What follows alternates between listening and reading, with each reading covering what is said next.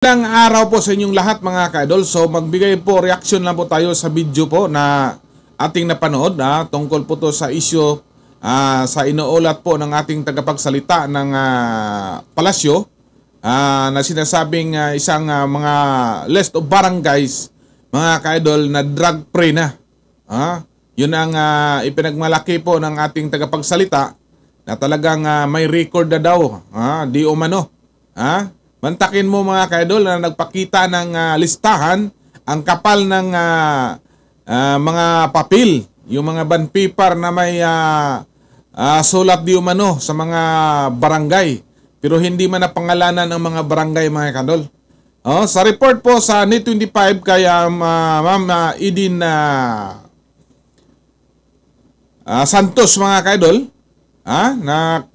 na supalpal po ang ating tagapagsalita ng palasyo.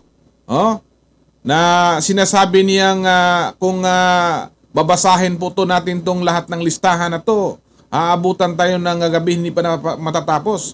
Pero hawak talaga po ni Ma'am Edin na mga kaidol at nakita pa doon na blanco pala yung iba mga kaidol.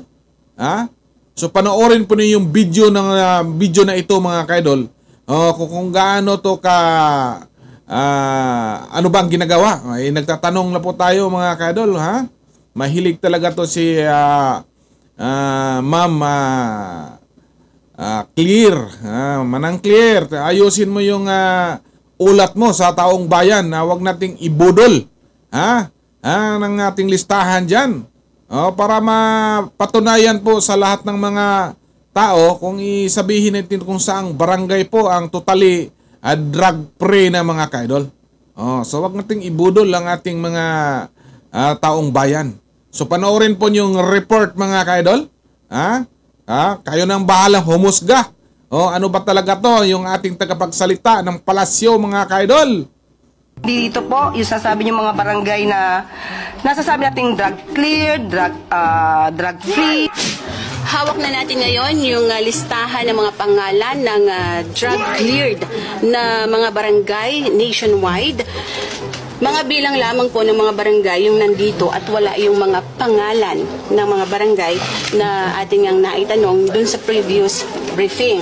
Nung tingnan natin ay halos kalahati nito, kaya pala siya makapal habang pinapakita niya kanina sa briefing. Kalahati po nitong mga to ay mga blankong papel. Marami po at hindi ko po ito mababasa sa inyo. Mauubos po ang araw natin kung mabasahin ko sa inyo bawat isa. Ang tanong, saan kinuha ng PC